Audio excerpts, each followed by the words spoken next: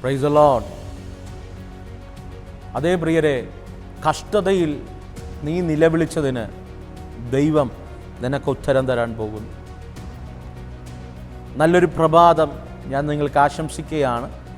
Journey with Holy spirit എന്ന ദൈവിക സന്ദേശവുമായി ഈ പകലിൽ ഞാൻ നിങ്ങളുടെ മുൻപിലായിരിക്കുവാൻ ദൈവം ഒരുക്കിയ വലിയ അവസരങ്ങൾക്കായി ഞാൻ എൻ്റെ ദൈവത്തെ സ്തുതിക്കുന്നു, സ്തോത്രം ചെയ്യുന്നു.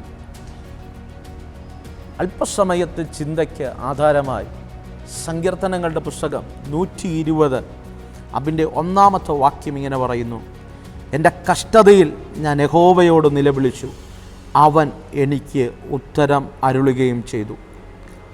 ഒരിക്കൽ കൂടെ വായിക്കുന്നു: എൻ്റെ കഷ്ടതയിൽ ഞാൻ യഹോവയോട് നിലവിളിച്ചു, അവൻ എനിക്ക് ഉത്തരമരുളുകയും ചെയ്തു. അതേ പ്രിയരെ, ഉത്തരമരുളുന്ന ഒരു ദൈവമുണ്ട്. ഇവിടെ സങ്കീർത്തനക്കാരൻ 120-ാം സങ്കീർത്തനം വേദപഠിതാക്കൾ അഭിപ്രായപ്പെടുന്നത് വഞ്ചകരിൽ നിന്ന് വിടുതൽ ലഭിച്ച സങ്കീർത്തനക്കാരൻ്റെ ഒരു നന്ദി പ്രകടനമാണ് ഈ 120-ാം സങ്കീർത്തനം. ജീവിതത്തിനകത്ത് ഒരു വ്യക്തിയിൽ നിന്ന് അല്ലെങ്കിൽ മറ്റൊരു വ്യക്തിയിൽ നിന്ന് അല്ലെങ്കിൽ ഏതെങ്കിലും ജീവിതത്തിൻ്റെ മേഖലകൾക്കകത്ത് ചതിക്കപ്പെട്ടവരാണ് നമ്മളിൽ പലരും. ചിന്തിക്കാൻ കഴിയാതെ നമ്മെ വഞ്ചിച്ച പലരും ഈ ലോകത്ത് കണ്ടേക്കാം. അല്ലെങ്കിൽ നനയ്ക്കാൻ കഴിയാത്ത രീതിയിൽ നിമിഷത്തിൽ, അവസരത്തിൽ കഷ്ടതകൾ നമ്മുടെ ജീവിതത്തിനകത്ത് വേഗത്തിൽ വെളിപ്പെട്ടവരായിരിക്കാം നമ്മൾ. ഈ പ്രഭാതത്തിൽ ഞാൻ ആത്മാവിലൊരു ദൂത് കൈമാറാം. കഷ്ടത ഒന്നിൻ്റെയും അവസാനമല്ല കേട്ടോ. ചില കഷ്ടങ്ങൾ വരുമ്പോൾ, ചില പ്രയാസങ്ങൾ വരുമ്പോൾ, ചില വേദനകൾ വരുമ്പോൾ നമ്മളോട് തന്നെ പറയുന്ന ഒരു പദമുണ്ട്: ഈ കഷ്ടത ഞങ്ങളുടെ അവസാനമാണ്. ഈ കഷ്ടത നമ്മെ തകർത്തിട്ടേ പോകത്തുള്ളൂ എന്നൊക്കെ ചില നെഗറ്റീവ് വാക്കുകൾ പറയുന്ന മനുഷ്യരെ ഞാൻ കണ്ടിട്ടുണ്ട്. പക്ഷേ ഈ പ്രഭാതത്തിൽ ഞാൻ നിങ്ങളെ എൻകറേജ് ചെയ്യുക, കഷ്ടത ഒന്നിൻ്റെയും അവസാനമല്ല.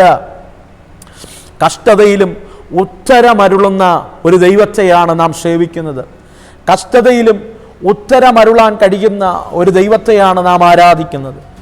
ഈ പ്രഭാതത്തിൽ വിശ്വസിക്ക്, നനയ്ക്കാത്ത സമയത്ത് ചിലപ്പോൾ നമ്മൾ ചേർത്ത് പിടിച്ചവർ നമ്മുടെ ജീവിതത്തിനകത്ത് കൊണ്ടുവന്ന കഷ്ടതകളായിരിക്കാം. അല്ലെങ്കിൽ ഒരുപക്ഷെ നമ്മൾ സ്വപ്നം കാണാതെ ഇരുന്ന സമയത്ത് നമ്മുടെ ജീവിതത്തിനകത്ത് വെളിപ്പെട്ടു വന്ന ചില കഷ്ടതയുടെ അവസ്ഥകളായിരിക്കും. ഏത് കഷ്ടതയാണെങ്കിലും അവിടെ ദൈവസന്നിധി നിലവിളിക്ക്. ദൈവത്തിൻ്റെ പക്കൽ ഉത്തരമുണ്ട് നിശ്ചയം. ഒരു ഭക്തനെ കാണാൻ കഴിയുന്നുണ്ട്. ഊസ് ദേശത്ത് യോബിനെ പറ്റി പറയുന്നത് അവൻ നീതിമാനാണ്, ദോഷം വിട്ടകലുന്നവൻ, വിശ്വസ്തൻ. അടുത്തൊരു പദമാണ് ഏറ്റവും പ്രത്യേകത. അവൻ യഹോവ ഭക്തനായിരുന്ന മനുഷ്യനാണ്. ദൈവസന്നിധിയിൽ വിശ്വസ്തയോടെ ജീവിച്ചൊരു ദൈവമൈതൽ, അല്ലെങ്കിൽ യഹോവ ഭക്തനായി ജീവിച്ചിരുന്ന ഒരു മനുഷ്യൻ, അവൻ്റെ ജീവിതത്തിലും പെട്ടെന്നൊരു കഷ്ടത വരികയാണ്. അവനുണ്ടായിരുന്ന ആടുമാടുകൾ ശത്രുക്കൾ പിടിച്ചു കൊണ്ടുപോയി. അവൻ്റെ പുത്രിമാരെയും പുത്രന്മാരെയും ഒറ്റ ദിവസം കൊണ്ട് നഷ്ടമായി. അവൻ്റെ കൂടാരം നഷ്ടമായി. അവനുള്ള നന്മകളെല്ലാം നഷ്ടമായി. നനയ്ക്കാത്ത സമയത്ത് കഷ്ടത അവൻ്റെ കൂടാരത്തിൻ്റെ പടിവാതിൽക്കൽ കടന്നു വന്നു. സ്നേഹത്തോടെ ഈ പ്രഭാതത്തിൽ ഞാനിങ്ങനെ കൈമാറട്ടെ, പ്രിയരെ, അഹങ്കരിക്കരുത് കേട്ടോ. അഹങ്കരിപ്പാനൊന്നുമില്ല. കൂട്ടിവച്ചതും ചേർത്ത് വച്ചതും സമ്പാദിച്ചു വച്ചതുമെല്ലാം നഷ്ടമാകാൻ ഒറ്റ സെക്കൻഡ് മതി. നഷ്ടമായി പോകാൻ ഒറ്റ സെക്കൻഡ് മതി. ഇന്ന് ഈ പ്രഭാതത്തിൽ ദൈവത്തോട് പറയാൻ കഴിയുമോ? കർത്താവേ, അങ്ങ് തന്ന എല്ലാ നന്മകൾക്കായി ഞങ്ങൾ നന്ദിയോടെ സ്തുതിക്കുന്നു. കാരണം അങ്ങ് തരാത്തതൊന്നും ഞങ്ങളുടെ ജീവിതത്തിലില്ല. പ്രിയരെ, ഒരു വേദന മതി, ഒരു കഷ്ടത മതി. ദൈവം തന്ന നന്മകളെല്ലാം അവൻ തിരിച്ചെടുക്കാൻ, നമ്മിൽ നിന്ന് നഷ്ടമാകാൻ. യോബിൻ്റെ ജീവിതത്തെ സംബന്ധിച്ചിടത്തോളം അവനുണ്ടായിരുന്നതെല്ലാം നഷ്ടമായി. അവൻ്റെ കൂടാരം മുഴുവനും പ്രതിസന്ധികളും പ്രതികൂലങ്ങളും അവനെതിരെ ഒന്നല്ല മാറി മാറി അവനെതിരെ ഓരോ വ്യക്തികൾ സംസാരിക്കുകയാണ്. കൂടാരത്തിനകത്ത് അവൻ്റെ ജീവനോളം പ്രാണനോളം സ്നേഹിച്ച തൻ്റെ ഭാര്യ അവനെതിരെ സംസാരിക്കുന്നു. അവൻ കഷ്ടകാലത്ത് ഇന്നലകളിൽ കൂട്ടുകാരെ ചേർത്ത് പിടിച്ച അവരുടെ കഷ്ടതയിൽ ചേർത്ത് പിടിച്ചവർ ഇന്ന് യോബിൻ്റെ ജീവിതത്തിൽ കഷ്ടത വന്നപ്പോൾ അവൻ യോബിനെതിരെ സംസാരിക്കുകയാണ്.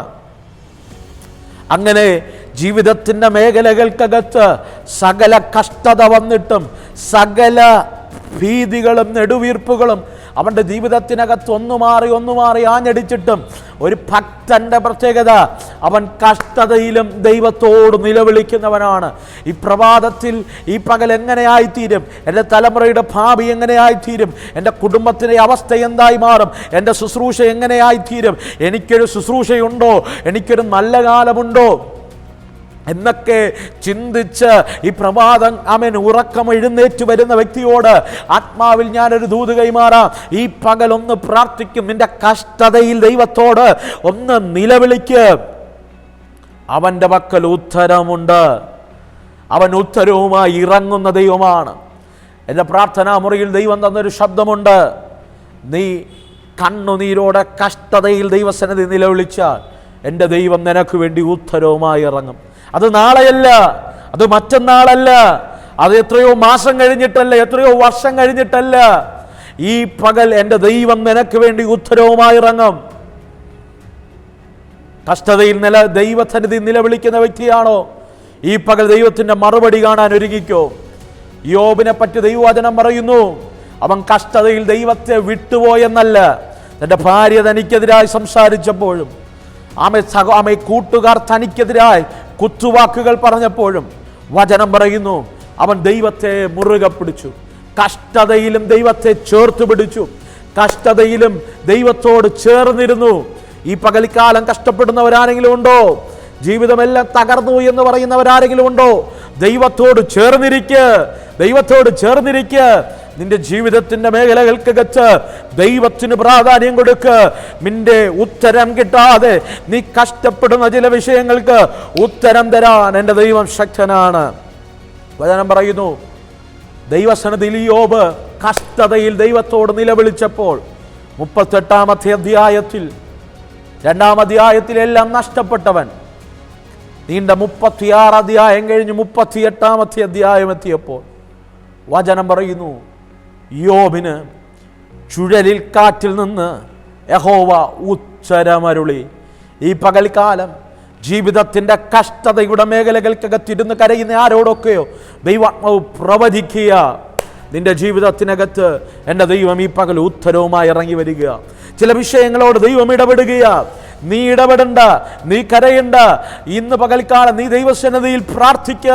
നീ ദൈവത്തോട് ചേർന്നിരിക്കുക മാത്രം ചെയ്യുക. ഇടപെടേണ്ടവനോട് ഞാൻ ഇടപെടാം. ഉത്തരം തരേണ്ട മേഖലകൾക്കകത്ത് ഞാൻ മറുപടിയുമായി ഇറങ്ങാം. കാരണം ദൈവത്തിൻ്റെ സന്നിധിയിൽ ഉത്തരമുണ്ട്. ഈ പ്രഭാതത്തിൽ വിശ്വസിക്ക്. കഷ്ടതയിൽ നിലവിളിച്ച ദൈവം നിന്റെ ജീവിതത്തിനകത്ത് ഉത്തരവുമായി ഇറങ്ങും. ഞാൻ ഈ സന്ദേശം കൈമാറുമ്പോൾ വർഷങ്ങൾ പഴക്കമുള്ള ചില നിലവിളിയുടെ ഉത്തരം ദൈവം ഈ പകൽക്കാലം തരാൻ പോകുക. നാളുകൾ പഴക്കമുള്ള ചില പ്രാർത്ഥനയുടെ മറുപടി ഈ പകൽക്കാലം എൻ്റെ ദൈവം തരാൻ പോകുക.